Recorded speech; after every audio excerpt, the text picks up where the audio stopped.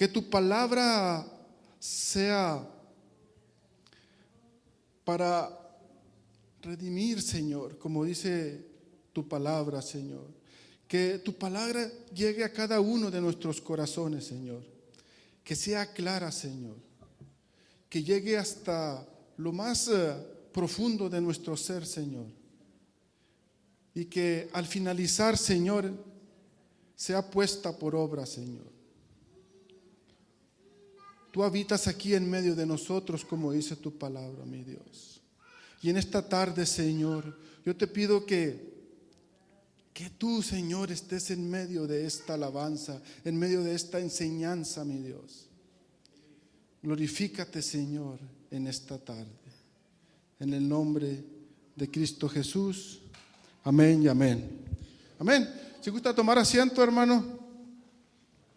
Vamos a prepararnos. Déjeme abro mi instrumento.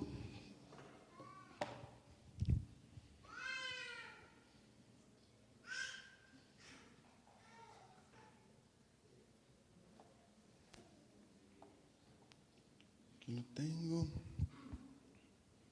Fíjese, ahorita que leíamos este par de versículos, decía o leíamos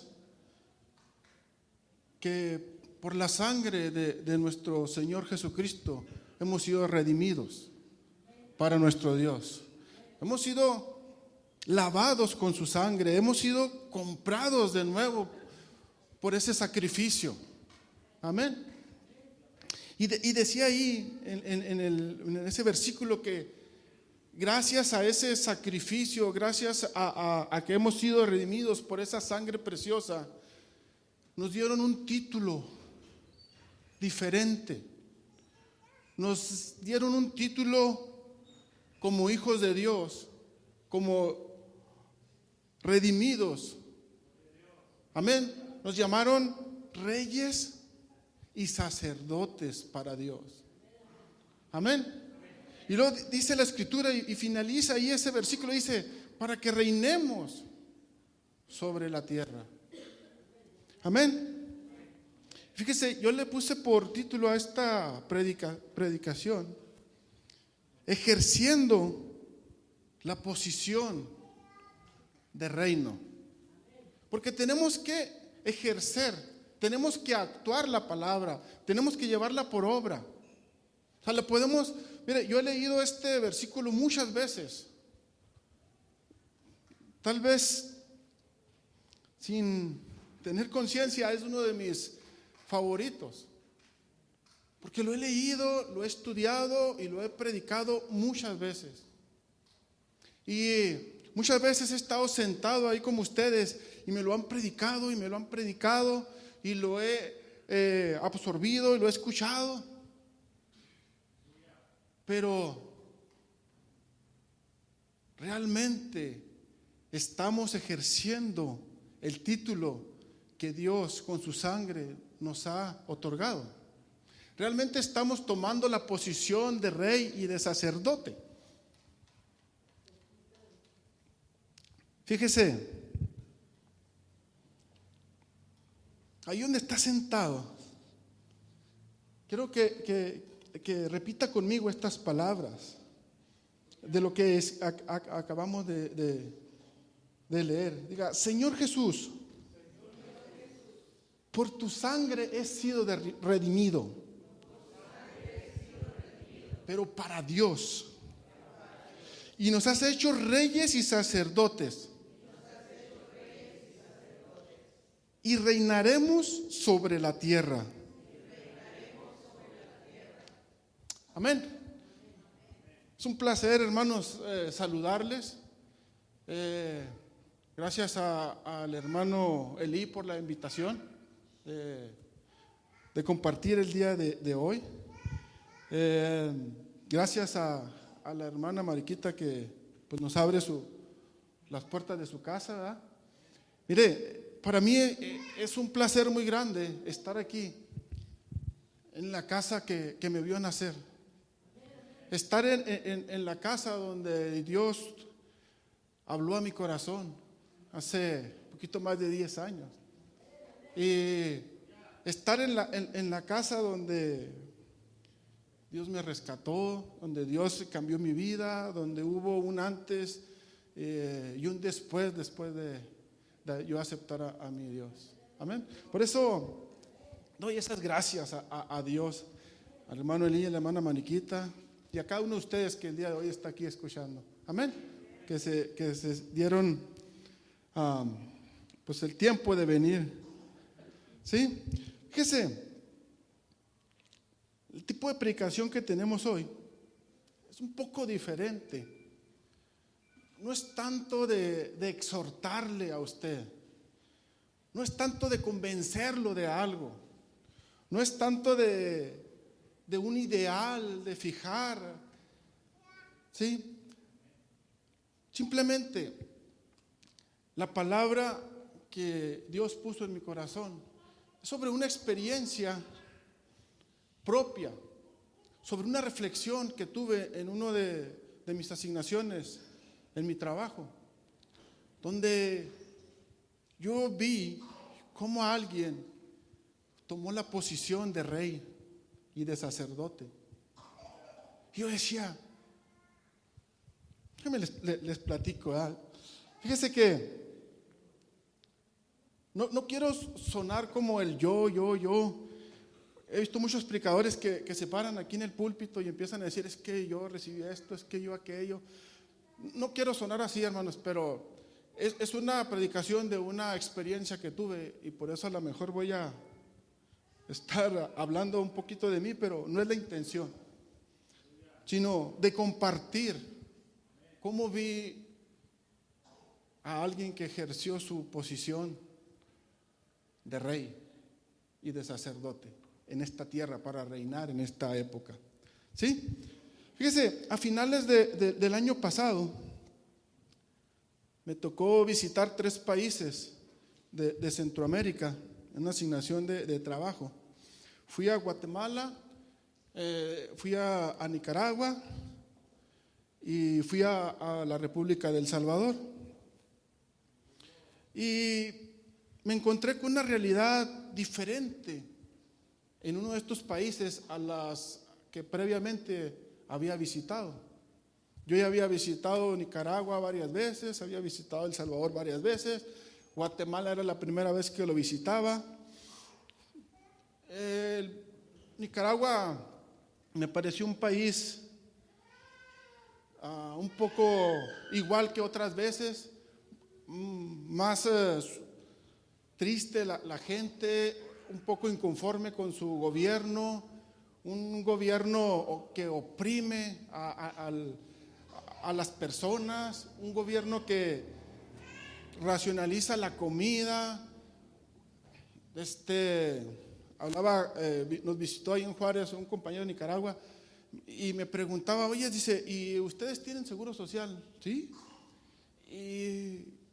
¿Y cómo es el seguro social? Empezamos a platicar y me doy cuenta que él tiene seguro social en su trabajo, pero su esposa no. O sea, el seguro social es para él, por el gobierno. Si quiere que su esposa tenga seguro social, tiene que pagar de su bolsa.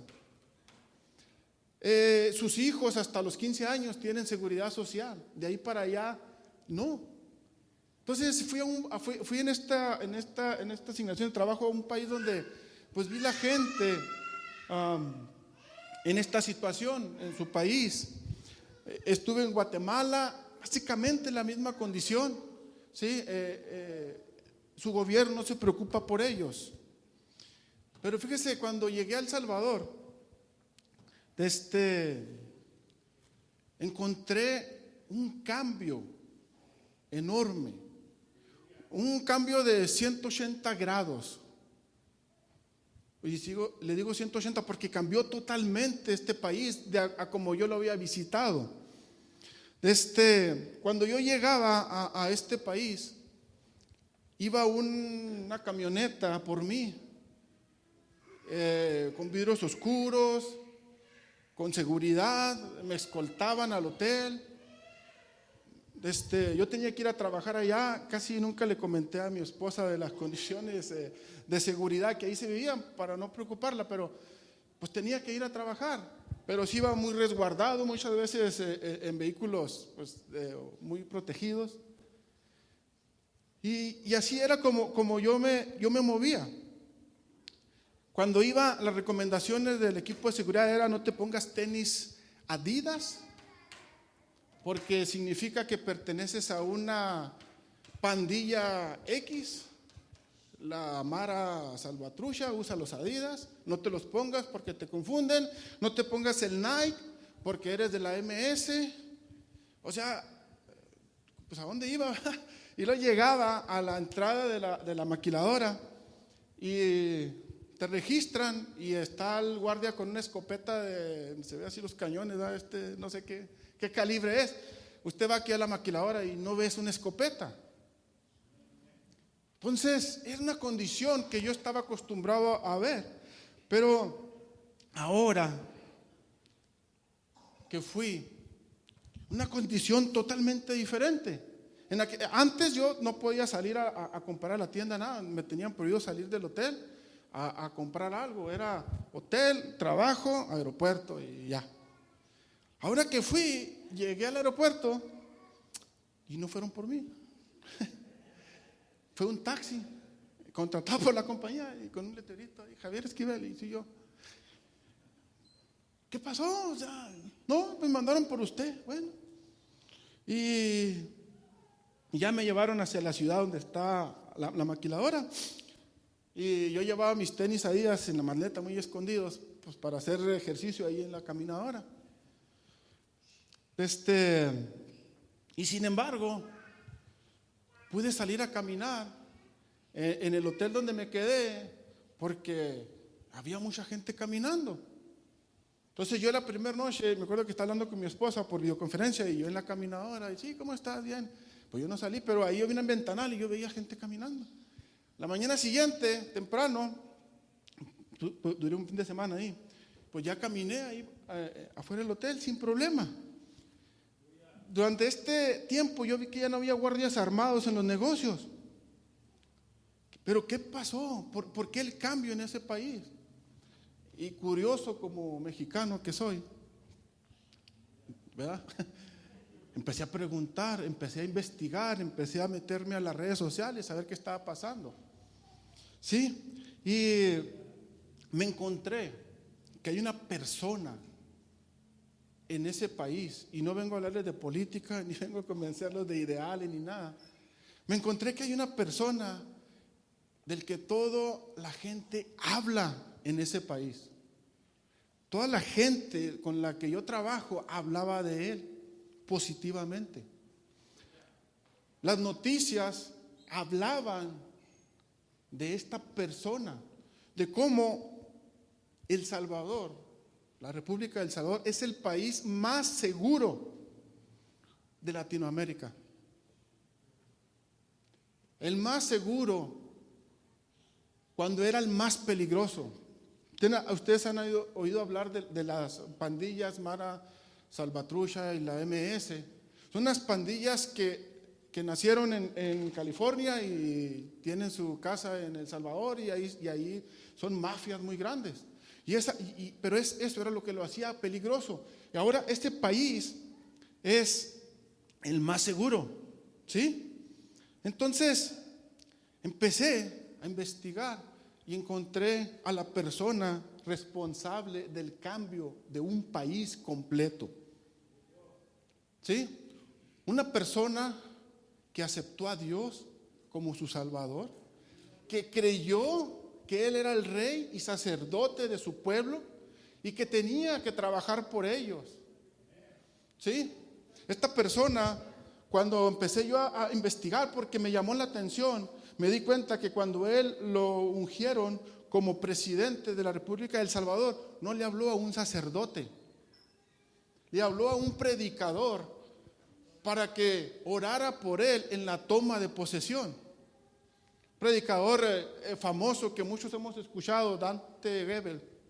Él estuvo en la toma de protesta de este hombre que creyó en Dios y le creyó a Dios y hizo de un país pobre y peligroso en el más seguro actualmente de Latinoamérica. Fíjese, eso es lo que alguien que toma la posición de la escritura que hablamos y la ejerce, hace cambios radicales. Amén. Eso es lo que hace el actuar la palabra, el tomarla y hacerla suya. Amén.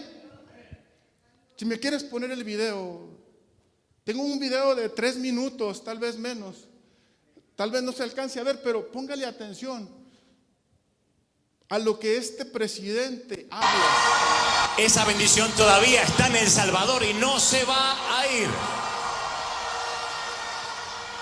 Así que me dijo, te debo la visita, y casualmente tuvo que viajar a Asia en una gira, pero no por eso algo le impidió saludarnos en directo así. Hola a todos mis hermanos en El Salvador y en el mundo. Este es un evento sin precedentes en nuestro país y en la región. No entendía por qué Dante decidió hacer el superclásico en El Salvador y no en México o en Chile o en otro país más grande que el nuestro.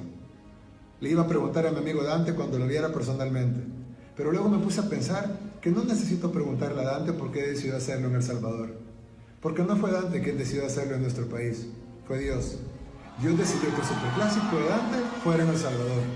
Dios sabe que hay nuevos tiempos en El Salvador. Dios sabe que hay una nueva era en El Salvador. Y Dios nos está bendiciendo.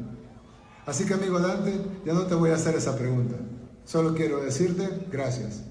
Gracias a ti y a toda la producción por ser instrumentos de Dios en la realización de este gran evento. Gracias por traer el mensaje de Dios a nuestro país. Gracias por todos los corazones que cambiarán esta noche. Y a todos ustedes les quiero pedir que abran sus corazones, porque cuando Dios toca nuestra puerta, nosotros solo tenemos que abrirla. El mundo no necesita más religión, ni más divisiones. El mundo necesita más corazones llenos de Dios, de su palabra y de su reino. Necesita mejores hombres y mujeres para que cambiemos esta tierra. Necesita que leamos la Biblia, no como un libro cualquiera, sino como una letra viva. Necesita que como Salomón pidamos su sabiduría y que aceptemos la verdadera paz que solo viene de Dios. Gracias, Dante, mi amigo. Tuviste una palabra de bendición en mi toma de posesión como presidente. Y ahora yo quiero, si me lo permites, pedirle a Dios que siga bendiciéndote a ti y a todos mis hermanos en El Salvador y en todo el mundo. Un gran abrazo a todos y que las bendiciones de Dios sean derramadas sobre todos nosotros.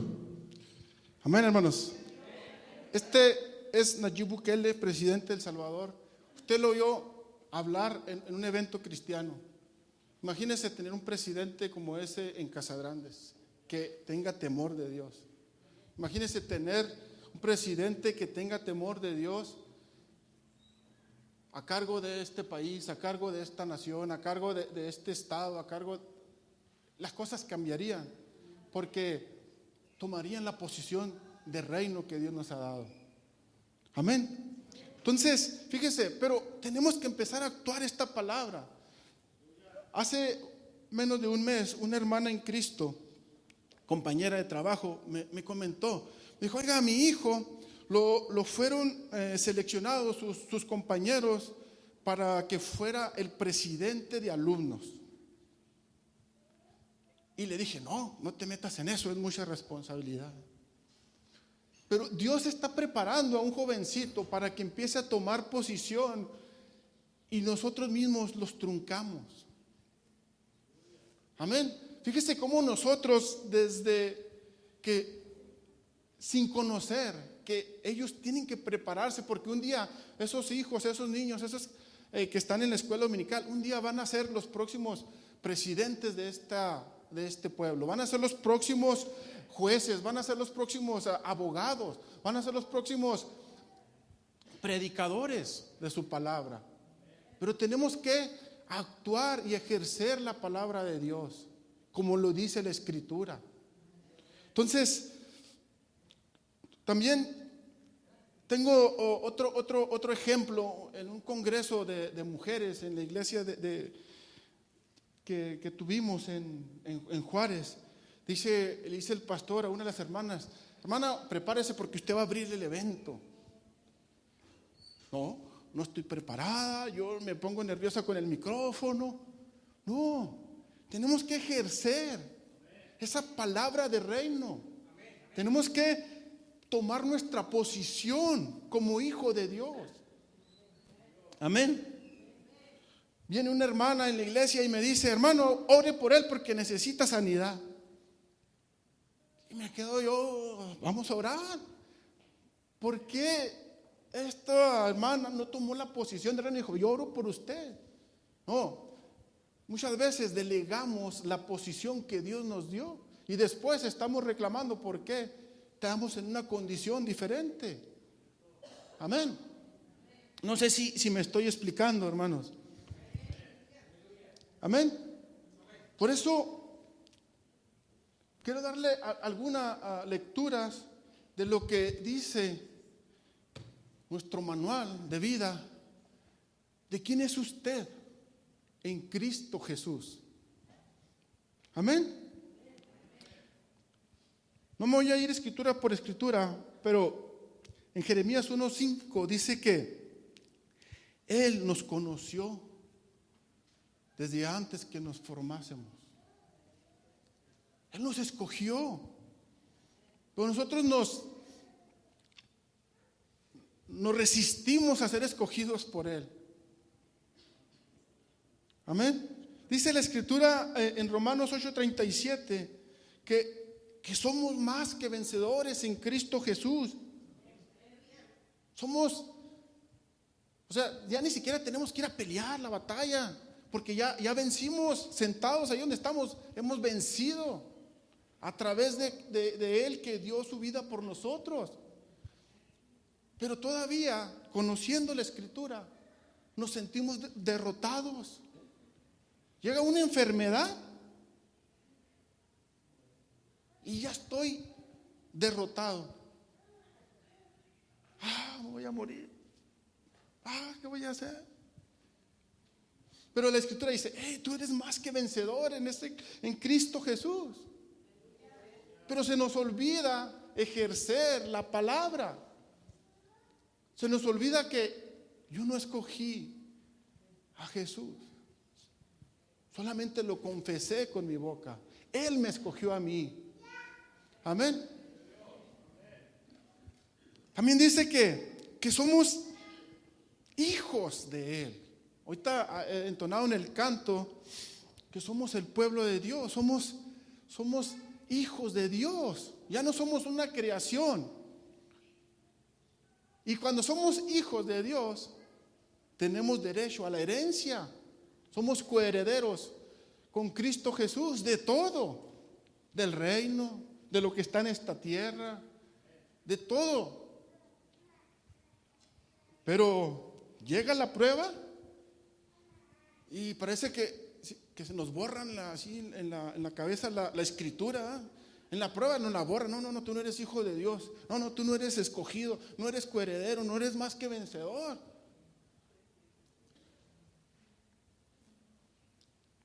Amén.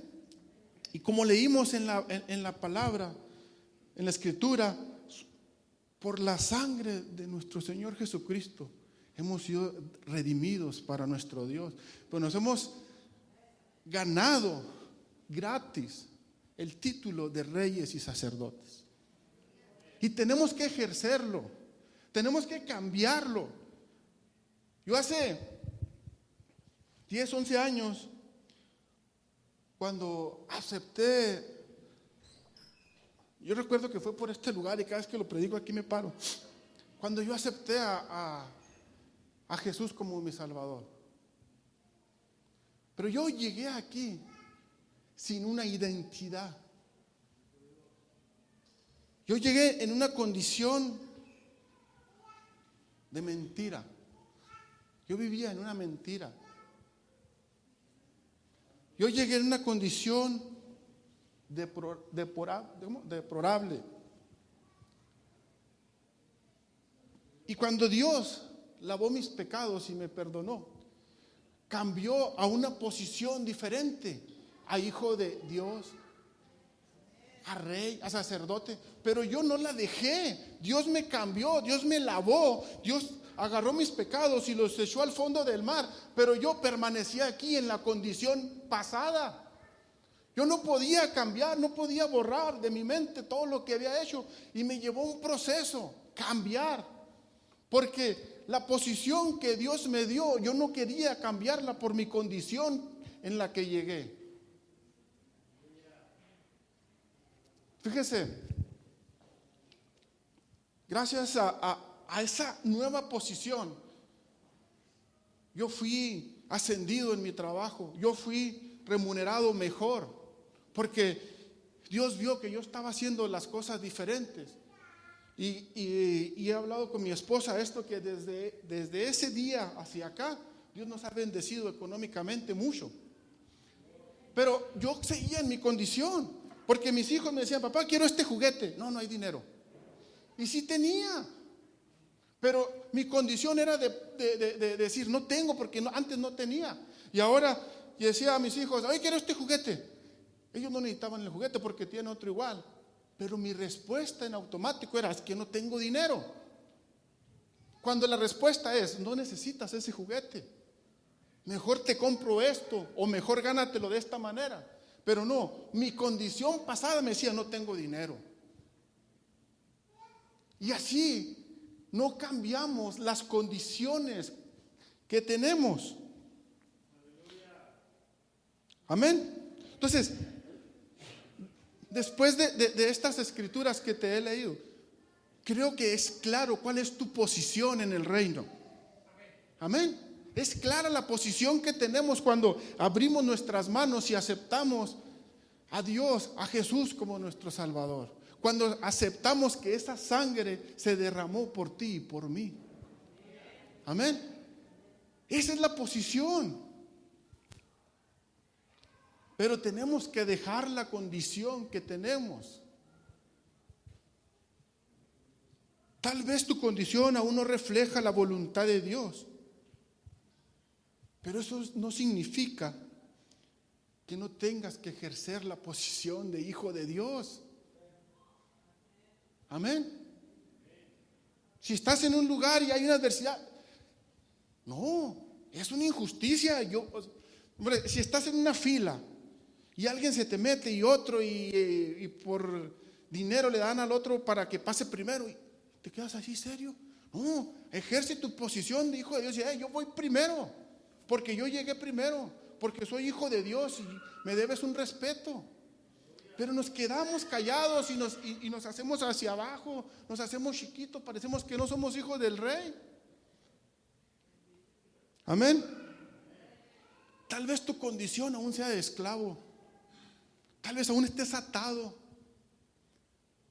al alcohol, a las drogas, a la mentira. Pero Dios, el día que tú le abriste su corazón, te libertó.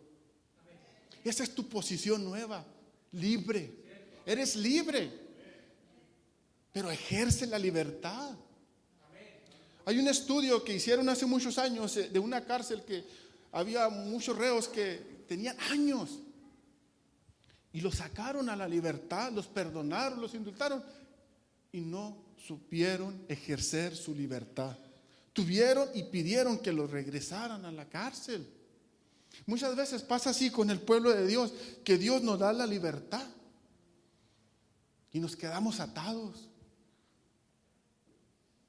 Si Dios ya te salvó, si Dios ya te dijo eres libre, ejerce esa verdad.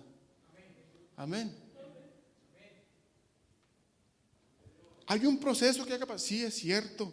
Hay que empezar a educarnos, a alimentarnos, a aprender. Pero tenemos que cambiar la condición con la que llegamos. Tal vez en tu condición digas: es que yo todavía no estoy en la cima. Todavía Dios no me ha puesto a alumbrar al pueblo. Porque dice que somos luz. Y la luz no se esconde, la vela se pone en lo alto. Tal vez tú digas: no, yo estoy aquí bien abajo. No, Dios te puso para que estés alumbrando en tu familia, en tu casa, con tus vecinos. Solo es cuestión de que tomes la posición y te olvides de la condición. Amén. Tal vez tu condición sea de pobreza económica. Es que no me alcanza el dinero, es que lo que gana no me sube en el sueldo. Empieza a hablar riqueza, empieza a hablar bendición. Lo que tu boca habla tiene poder. Nunca digas no tengo dinero, aunque no tengas, pero no lo hables.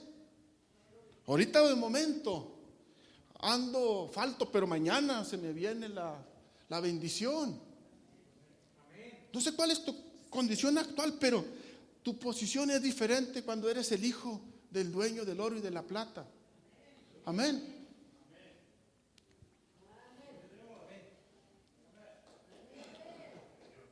Amén, hermanos.